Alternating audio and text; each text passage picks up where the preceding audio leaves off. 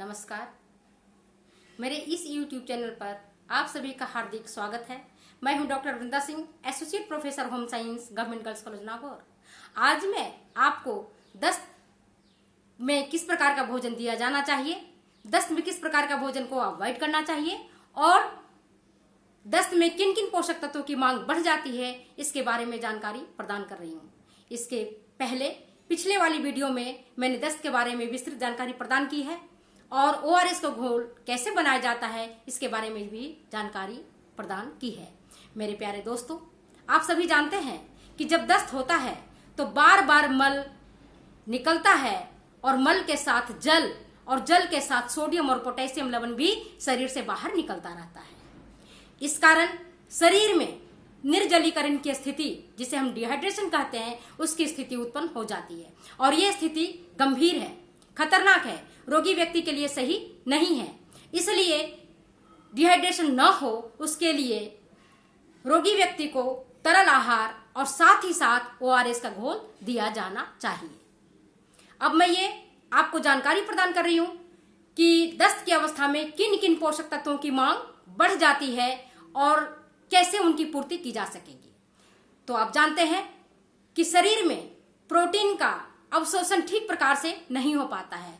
इस कारण शरीर में प्रोटीन की मांग बढ़ जाती है और प्रोटीन की पूर्ति के लिए मांसाहारी भोज्य पदार्थ जो प्राणी स्रोतों से प्राप्त होते हैं, जैसे दूध, दही, छाछ, अंडा, मांस, मछली, मगर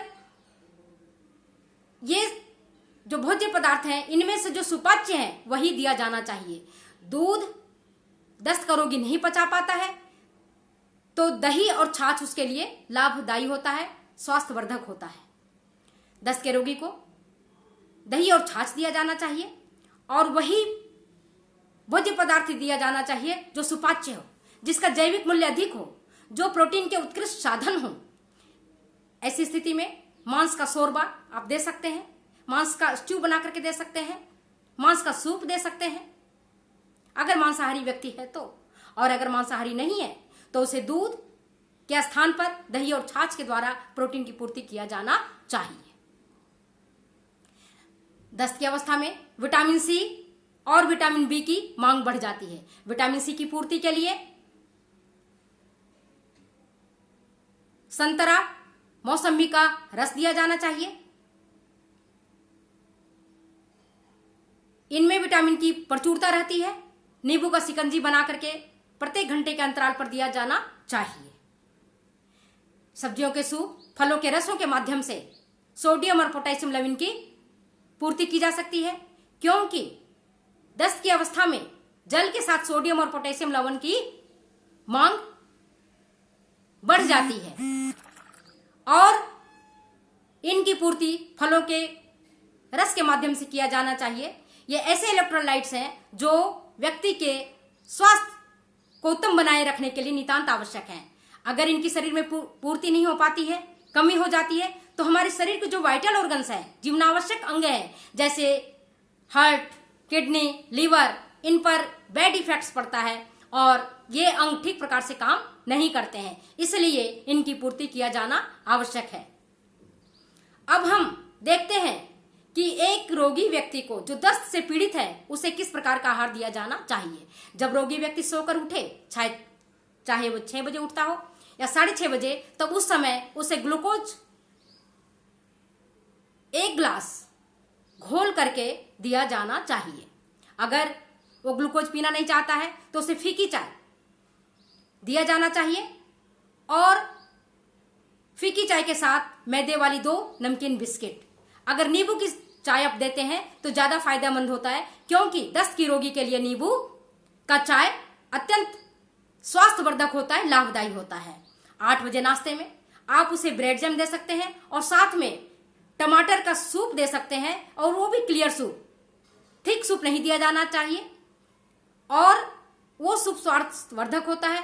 अगर वो ब्रेड जैम नहीं खाना चाहता है तो उस स्थिति में आप 1 प्लेट पतली खिचड़ी, चावल को अच्छी तरह से और दाल को अच्छी तरह से घुटी हुई खिचड़ी, उसको आप 1 प्लेट दें और साथ में 1 कटोरी दही दें। और दही वो भी जिसमें कि क्रीम नहीं हो। हो, क्रीमलेस दही उसे दिया जाना चाहिए।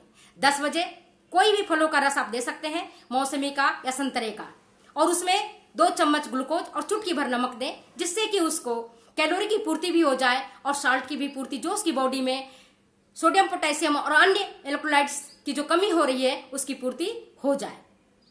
12 बजे केला और दही मसल करके दें। केला और दही दस्त के रोगी के लिए अत्यंत लाभदायी होता है, जिससे मल बांधता है और रोगी जल्दी ही स्वस्थ हो जाता है। तो 12 बजे आप दही और केला दें। खाने के टाइम में 1:30 बजे आप उबला हुआ चावल, मूंग की घुटी हुई दाल, आलू की उबली सब्जियां अथवा लौकी की उबली सब्जियां दें, जिससे कि वो उसे पचा सके। 3:30 बजे आप नींबू की शिकंजी दे सकते हैं अथवा फलों का कोई रस दे सकते हैं अथवा 1 केला खाने को दे सकते हैं।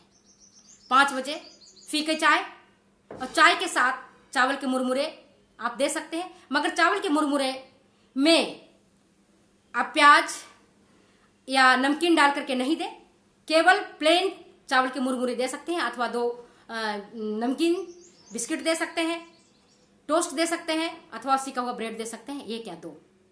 7 बजे आप नारियल का पानी दें।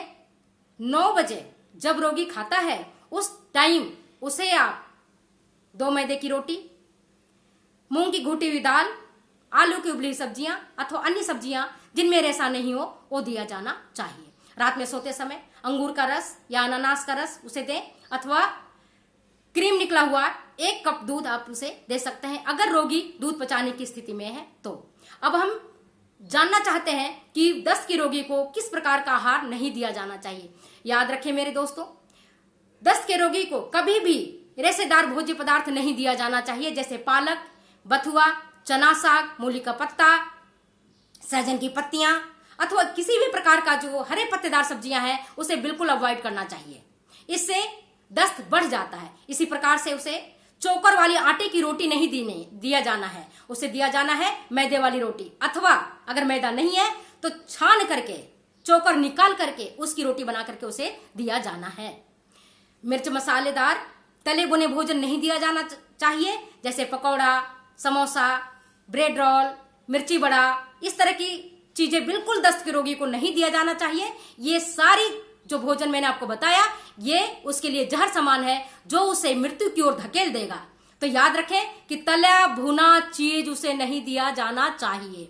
इसी प्रकार से सुगंधित युक्त घी मक्खन वाले भोजन भी नहीं दिया जाना चाहिए। सब्जियां भी उसे बहुत मिर्च मसालेदार वाला नहीं दिया जाना चाहिए, जैसे पालक पनीर की सब्जी, कढ़ाई पनीर, पनीर चिली की सब्जी, दम आलू की सब्जी, आलू गोभी टमाटर की सब्जी, ये सब्जियां उसे नुकसान करती हैं और उसे नुकसान पहुंचाएंगी, उसके स्टमक में जाकर के इरिटेशन पैदा करेंगे, जिससे कि दस्त बढ़ जाएगा। इसी प्रकार से कटहल की सब्जियां उसे कतई नहीं दिया जाना चाहिए। उड़द का दाल नहीं दिया जाना चाहिए। छिलकेदार दाल, जितनी भी प्रकार की छिलकेदार दाल हैं वो नहीं दिया जाना है। जो भी दाल देनी है दस्त की रोगी को बेहतर होगा कि उसे मूंग की धुली हुई दाल ही दिया जाना चाहिए। छोला, राजमा, ये सारे चीज दस्त के रोगी के लिए बिल्कुल ही जहर समान है, विष समान है, जो उसके स्वास्थ्य को बिगाड़ देगा और रोगी की हालत को खराब कर देगा। ऐसी स्थिति में इस तरह की चीज उसे नहीं दिया जाना चाहिए। इसी प्रकार से भुना हुआ चना, भुनी हुई मूंगफली नहीं दिया जाना चाहिए।